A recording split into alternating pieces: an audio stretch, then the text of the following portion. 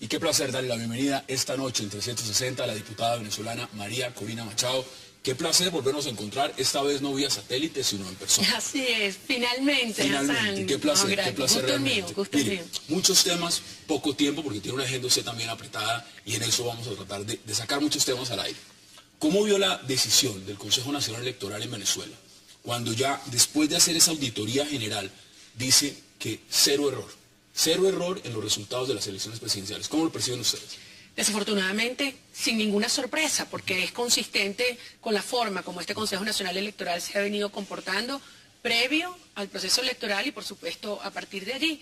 El CNE se comprometió frente a todos los venezolanos, a partir del planteamiento que hizo la misma noche de la elección Enrique Capriles Radonsky, a hacer una auditoría integral de todos los elementos, todos los instrumentos del proceso electoral.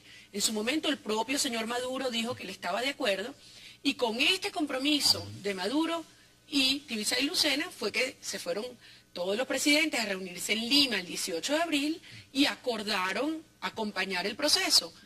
Ahora lo que ha tenido lugar es una farsa evidente en la cual todos sabíamos que el CNE iba a terminar validando su propio procedimiento. Lo hizo. Se negaron a verificar los cuadernos, se negaron a verificar las huellas. Entonces, si esconden todo esto, por algo será. Y la razón es que si abren esto para los venezolanos, se comprobará que al final se robaron las elecciones. El rol de UNASUR ahí, ¿cómo lo ve? Y el rol de la región, porque la región al final de cuentas, en UNASUR dijeron, vamos a reconteo, reconteo dice, está perfecto. Mire, es muy preocupante. Yo sé que hay muchas personas vinculadas a UNASUR que creen que van a pasar la página y que los latinoamericanos nos vamos a olvidar de este tema. Se equivocan, porque los presidentes de UNASUR nos dieron la palabra no solamente a los venezolanos, sino a los latinoamericanos, que entendemos que no es solamente la democracia en Venezuela lo que está en juego, sino la estabilidad de la región. Y ellos, al comprometerse, por una parte, a que tendría lugar todo este proceso de auditoría, pero en segundo lugar, en el punto 5 de ese acuerdo, Hassan, se comprometieron a acompañar una comisión para investigar la verdad de los actos de violencia. ¿Se hizo? Nada. Es decir, no enviaron a nadie. Nada. Es decir, UNASUR le ha dado la espalda, por supuesto a Venezuela, pero también a los latinoamericanos. Entonces, es UNASUR y es la OEA, porque yo quiero insistir en algo. En Venezuela se están violando de manera clara, flagrante, artículos de la Carta Democrática Interamericana. Pero mientras Venezuela hace eso, no es solamente el gobierno de Venezuela quien viola la Carta Democrática Interamericana. ¿Y qué dice el secretario Insulza? Bueno, lo que ha dicho siempre. Inerme. Pero absolutamente indiferente, cruelmente indiferente. Porque cuando él dice que no hay ambiente para discutir en la OEA, número uno, yo le contesté en su momento, ¿qué más ambiente de represión y violencia tiene que haber en Venezuela para que el secretario general de la OEA recuerde que los artículos 19 y 20 de esa Carta Democrática le dan facultades a él para actuar? Bueno, esto fue golpeada en la Asamblea Nacional y eso lo vio todo el mundo. Es más, la vimos después de salir del hospital, la vimos en todos los procesos. ¿Esa persecución es latente cada vez más en Venezuela? Es peor cada día, porque es lo que ha decidido hacer un régimen que se sabe ilegal, ilegítimo e incompetente. Es una profunda debilidad que los lleva entonces a huir hacia adelante, como decimos los venezolanos, a reprimir, a radicalizarse en sus acciones, por una parte para tratar de esconder esa debilidad, por otra para cohesionar a sus seguidores más extremistas, y obviamente para satisfacer al régimen cubano, que es al final quien da las instrucciones de lo que se hace y se deja de hacer en Venezuela. Ahí hay un tema fundamental, porque aquí estuvo Enrique Capriles Radonsky, y cuando vino el gobernador, inmediatamente generó una reacción no solamente en Colombia, sino en Venezuela. Usted la conoce, las declaraciones que dio el presidente Nicolás Maduro cuando fue recibido por el presidente Juan Manuel Santos. ¿Cómo ve usted esa reacción de Venezuela?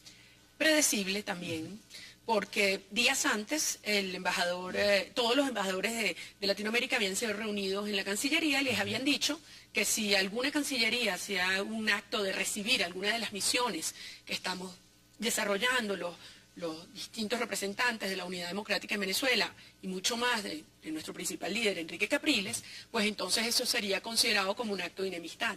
Esto es algo insólito. Esto nada más Pero hoy sale, digamos, la canciller de Colombia, María Ángela Holguín, y dice, el presidente Santos le informó al presidente Maduro que se iban a reunir. Entonces, si sabía el presidente Maduro, ¿por qué una reacción de ese pues calibre? más a favor de la tesis que voy a desarrollar. Este es un gobierno que ha manejado sus relaciones internacionales sobre la base del chantaje. No solamente del chantaje económico, sino también del chantaje político, de amenazar, de generar disrupción en procesos internos tan delicados como en este caso concreto el proceso de paz. Yo siento que si algo ha quedado claro, nosotros ya lo sabíamos, yo siento que ahora le debe quedar muy claro a los colombianos y al gobierno de Colombia, es que a quien está en el poder en Venezuela no le importa el proceso de paz, no son verdaderos facilitadores, son parte interesada. ¿Por qué las FARC estaría hoy buscando justamente que haya un reconocimiento de nuevo por parte del gobierno de Venezuela de ese respaldo a su presencia en la mesa de La Habana?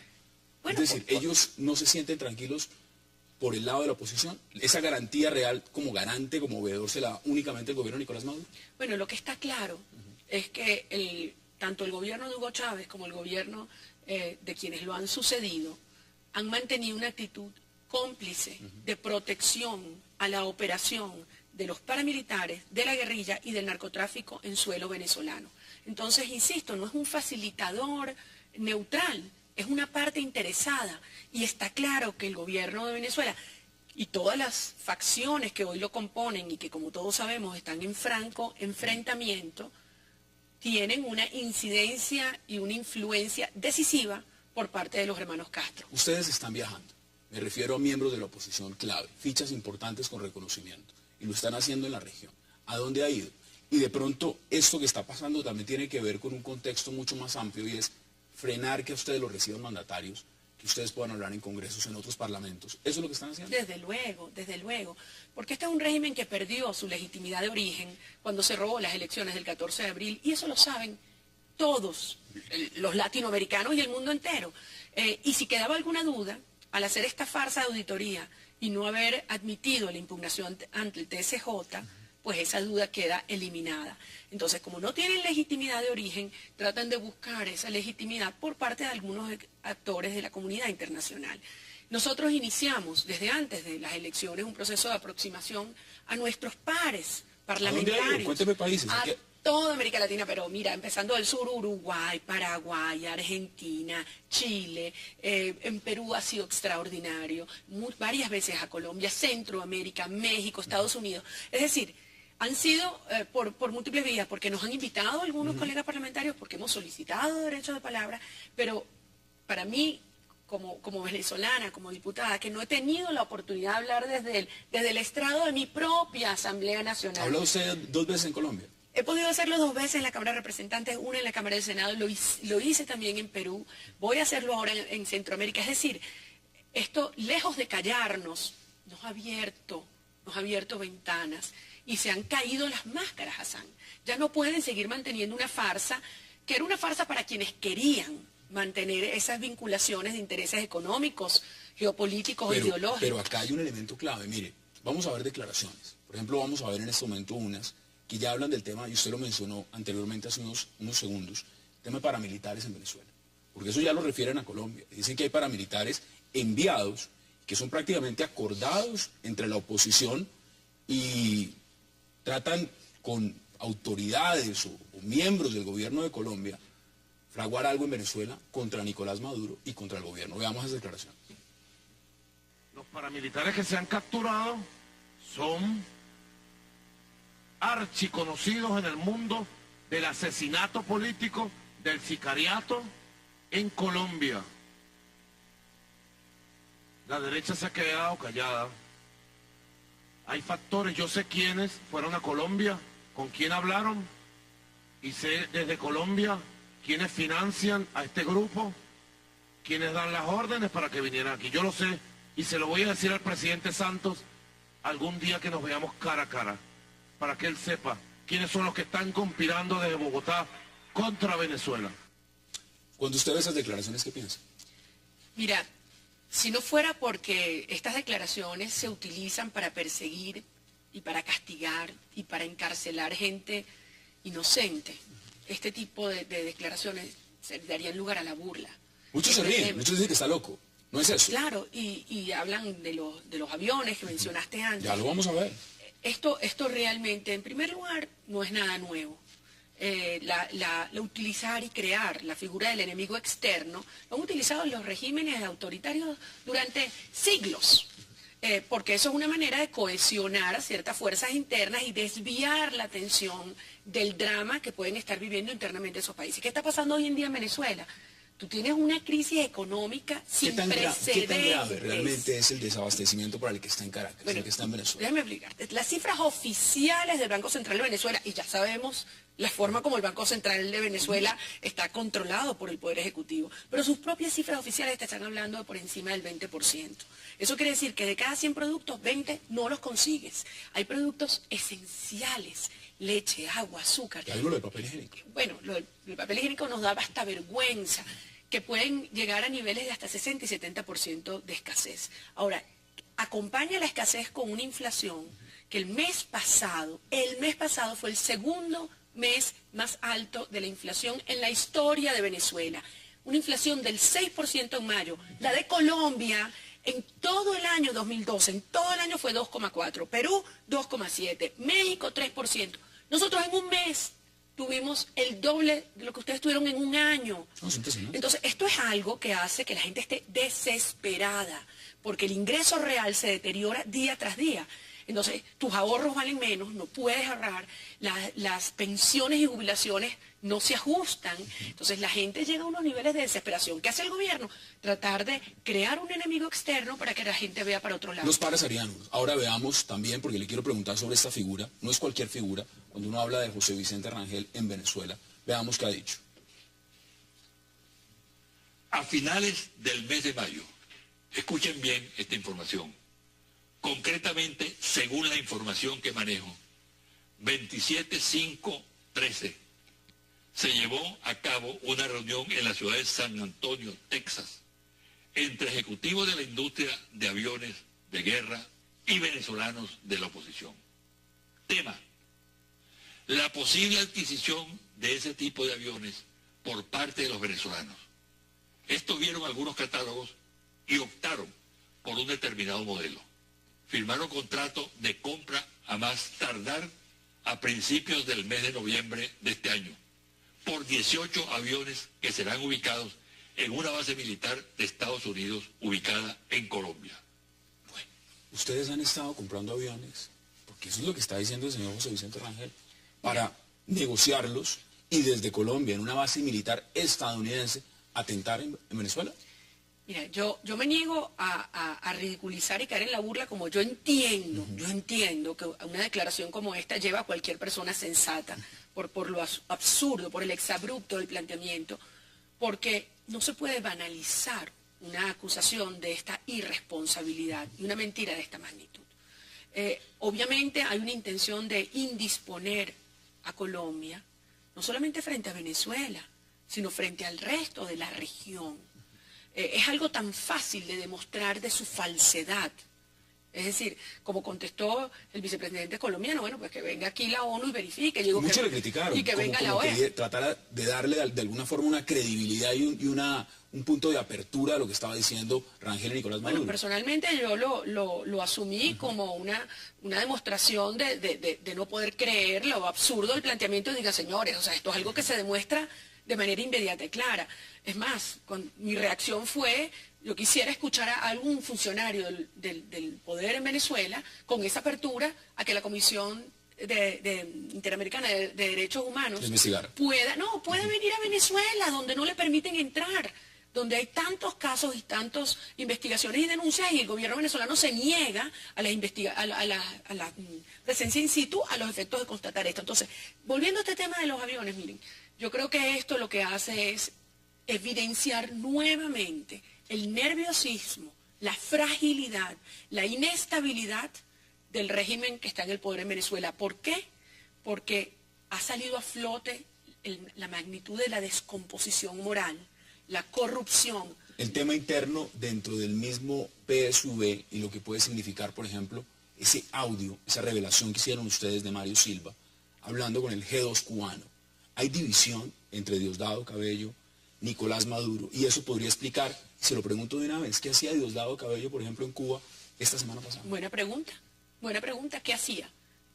¿Qué hacía? Amenazaba. ¿Qué piensan recibía ustedes? ¿Qué estaba haciendo? instrucciones. ¿Estaba rindiendo cuentas? ¿Estaba pidiendo instrucciones? ¿Qué estaba haciendo? Bueno, ¿O qué piensa la oposición en Bueno, Venezuela? yo no voy a especular, hay diversas lecturas. Lo que queda evidentemente claro es que las tensiones son enormes, profundas, y al final eso se está convirtiendo en una lucha de mafias. Y eso es lo que está ocurriendo en mi país. Es la forma como el crimen organizado ha ido penetrando nuestras instituciones. ¿Usted no ve tambalear al gobierno de Nicolás Maduro? El gobierno de Nicolás Maduro es minoría y el mundo lo sabe. Este señor ocupa de manera ilegítima e ilegal el poder, pero además ha demostrado una absoluta incompetencia que está llevando a Venezuela a un colapso en todos los planos.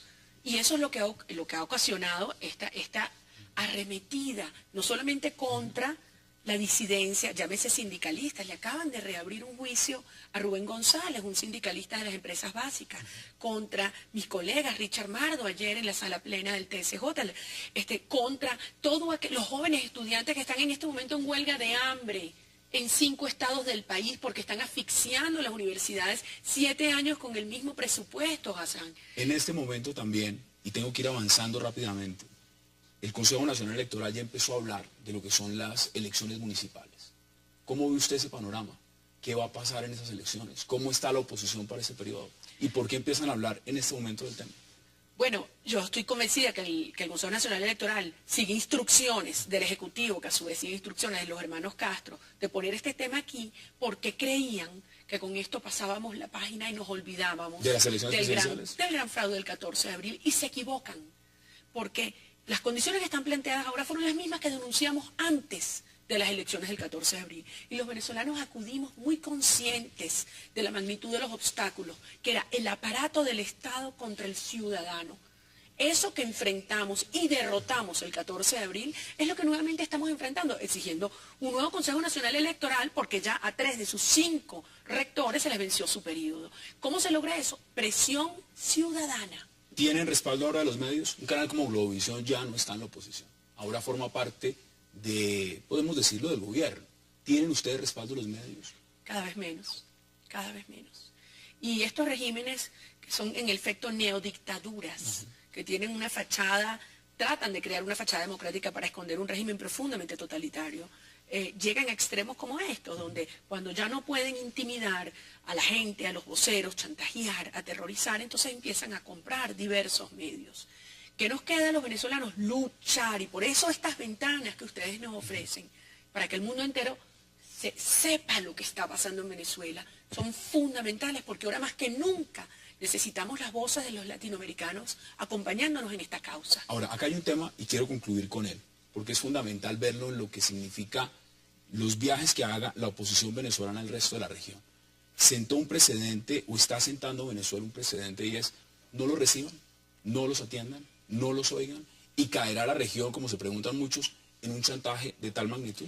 El poder de chantaje del régimen chavista viene en picada, y por muchas razones. Primero, porque ya no tienen tanta plata.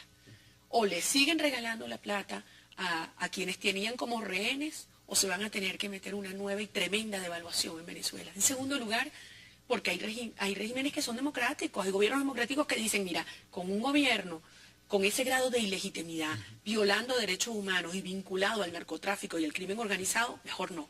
Pero lo más importante, porque en Venezuela hoy hay una alternativa de poder con un líder que es Enrique Capriles Radonsky, que es mayoría y que será gobierno en Venezuela.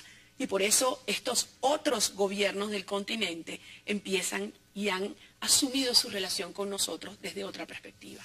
Pues ha sido un verdadero placer que nos haya concedido estos 23 minutos para esta entrevista, y por supuesto las puertas siempre estarán abiertas. Muchas gracias por la oportunidad. Gracias a ti, vamos a la de pausa. Colombia. No, un verdadero placer. Y vamos a la pausa, y cuando regresemos vamos a hablar de un tema que tiene que ver mucho con la agenda política en Colombia. Se trata del ascenso de General Patiño. Ya vamos a ver qué pasó con ese tema.